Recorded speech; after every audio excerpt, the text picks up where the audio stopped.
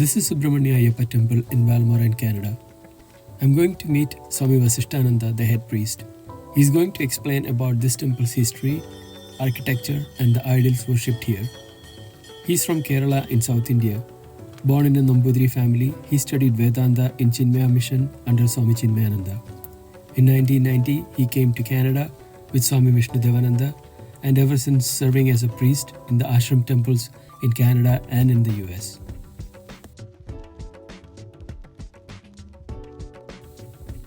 Namaskaram Swamiji. Can you please explain the history of this temple? This was a temple installed by Swami Vishnudevananda, who installed that, that is founded by the International Sivananda Yoga Vedanta Centers. The headquarters of Sivananda International Yoga Vedanta Centers is in Canada. Here it is in Quebec, near Montreal, and the village is called Balmoral, where that Swamiji, 1960s, he opened that the yoga, international yoga camp headquarters. But it took long time to build a temple. That Swamiji in 93, the temple was opened, and in the beginning Swamiji had a vision of in this local particular, because it's the higher area, it's the hill area. So one time Swamiji was telling a fire, big, like it's a dream, and it came in his mind. So big fire.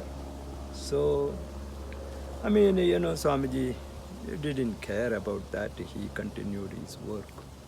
But in 90, Swamiji had a stroke, first stroke. Then after the stroke, Swamiji, that is most of this time he spent in this headquarters here itself. So in 93, Swamiji wanted to make a small temple on the hillside here.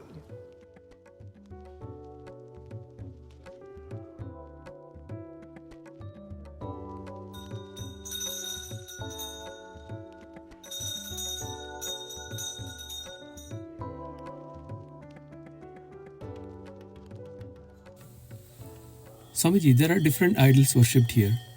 Can you please explain why different idols are consecrated in Hindu temples? So, the idols, because all these idols, each idol representing our own, it is representing the Supreme Brahman. So that is Supreme Brahman, which doesn't have any form. According to the Vedanta Upanishad, there is no form, any kind. Form means it is limited, because then there is a physical body, like when it is Devi's body, it is not Deva's body. It is not, when Durga is it is not Saraswati. Saraswati is different, Bhagavati is different, Krishna is different. So physically when we look that, each idol has separations. That is why it is called a limited. Whereas the Supreme Brahman, which is Vedantic idea, the Supreme Brahman, that is ultimate God, which we call, and there is no form. That it is only like energy, Sat, Chit, Ananda, Swarupa. That is why it is. That is Satyam means that is permanent, never changes. Sat, Chit means awareness, consciousness, and that is like energy. Then Ananda, the nature is also Ananda, happiness, bliss, totally bliss. So this is that the concept of Supreme Brahman in Vedanta. So now the idols, we can see this, all the Hindu temples, we can see many idols, different types of idols. Now why there are many idols? Though, because Upanishads say, Ekam Sat Vipraha Bahuda Vadanti. That means, though it is only one, but the wise man realizes saying, the rishis say as many. though it is only one. But anything we can worship. Any. That is why in Indian tradition we worship Ganga is the god for us. We worship the tree, tree is the god. We worship Naga, snakes worship is also God's another form.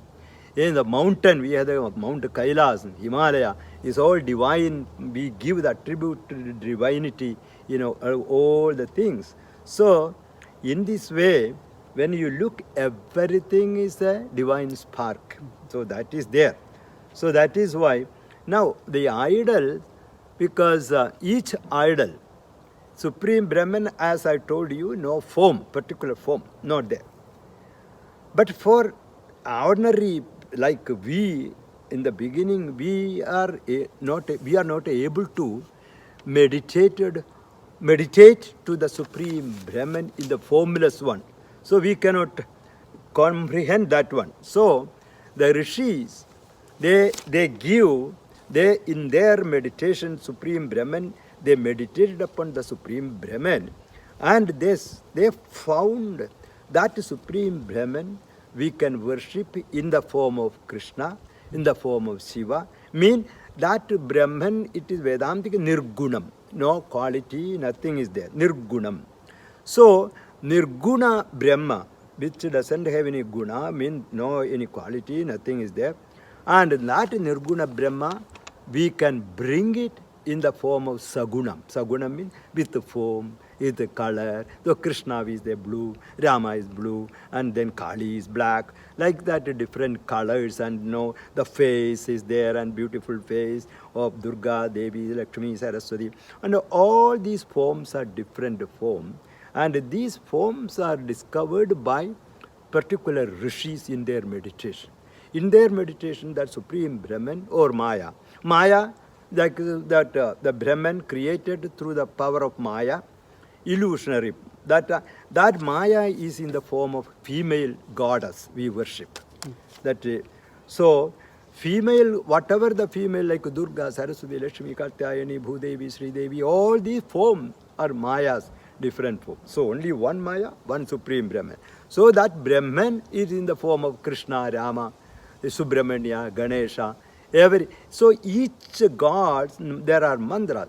Now suppose if you Ganesha, you look that Ganesha, which has got a tusk, he has got tusk, and he has got a horn and big ears and all the things that Rishi found in there. The Ganesha in the Upanishad, Ganesha said, Tvam Bangmayat, Tvam Chinmayaha, Tvam Anandamayatvam Brahmamayaha. So, you are Vangmayatvam. With wordly, when I explain, you are Chinmaya. Chinmaya means consciousness, pure consciousness. And also, Vangmayatvam Chinmaya, Tvam Anandamayatvam. You are the one bliss absolute. That is the Supreme Brahman absolute. So, now that is here, the Upanishad mantra gives about the explanation of Ganesha. That mantra says, you are the Supreme Brahman. So same way, when we go to Shiva, the same, there are another Upanishad mantra for Shiva. There's also, you are Satchidananda, Shiva, O Parameshwara, Paramananda. There also. So some names are common, like that Parabrahmane Nama. In 1,000 names of any god, when you take, one we can see, one is a name is the Parabrahmana.